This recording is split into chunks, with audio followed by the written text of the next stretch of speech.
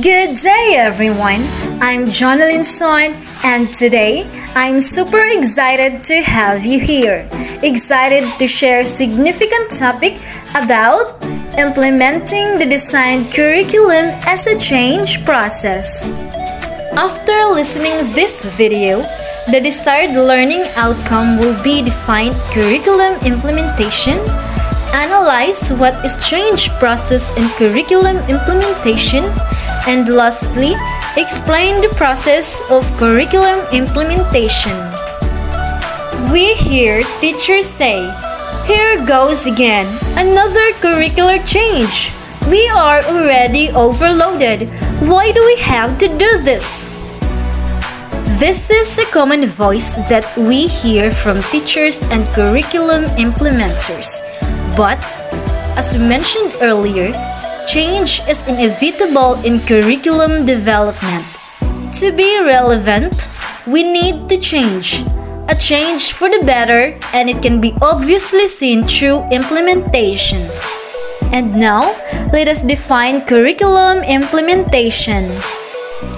Curriculum implementation means putting into practice the written curriculum that has been designed in syllabi, course of study, curricular plan, and subjects. Umstein and Hankins in 1998 defined curriculum implementation as the interaction between the curriculum that has been written, planned, and the persons or teachers who are in charge to deliver it. To them, curriculum implementation implies the following: shift from what is current to a new or enhanced curriculum, change in knowledge, actions, attitudes of the persons involved, change in behavior using new strategies and resources, change which requires efforts, hence goals should be achievable. It simply means that implementation should bring the desired change and improvement.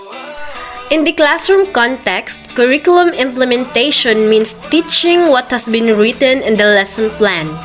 Implementing means using the plan as a guide to engage with the learners in the teacher learning process with the end in view that learning has occurred and learning outcomes have been achieved.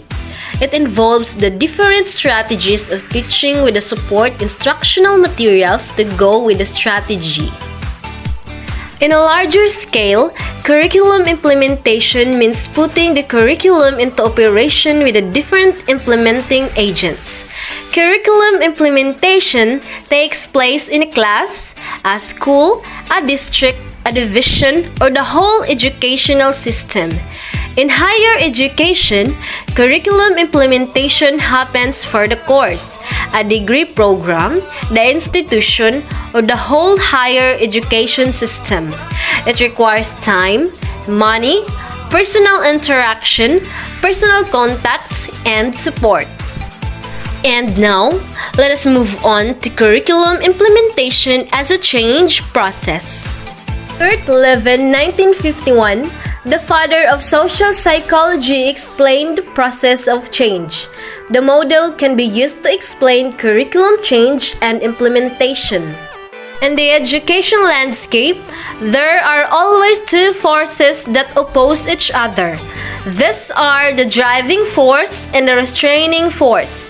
When these two forces are equal, the state is equilibrium or balance. There will be a status quo, hence there will be no change. The situation or condition will stay the same.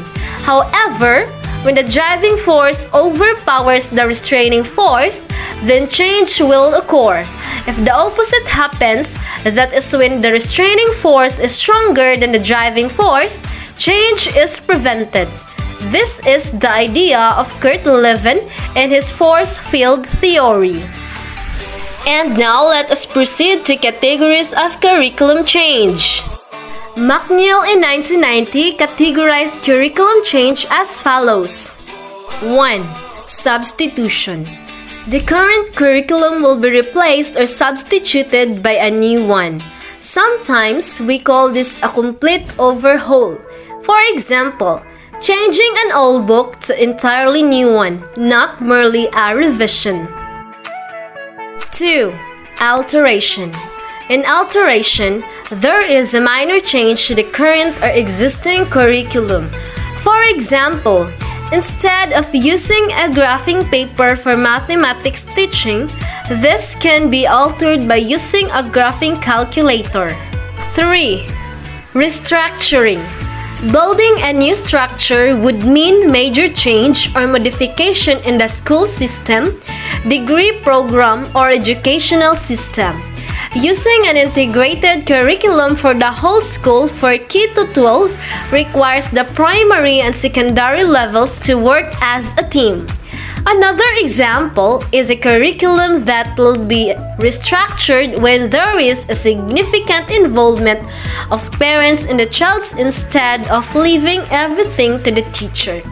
Using the in-school, off-school, or a blended curriculum is an example of restructuring.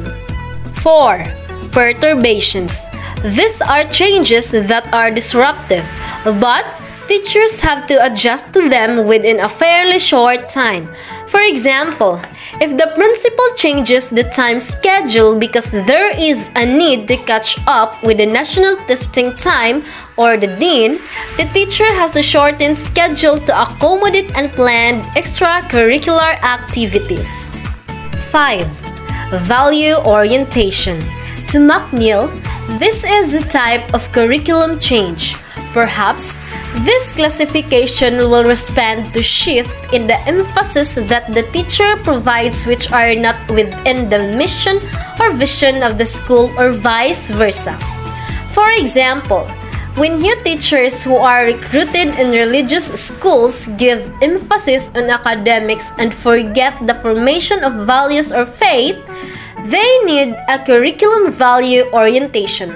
Likewise, all teachers in public schools undergo teacher induction program, which is a special curriculum for newly hired teachers. Thank you for watching. Bye-bye!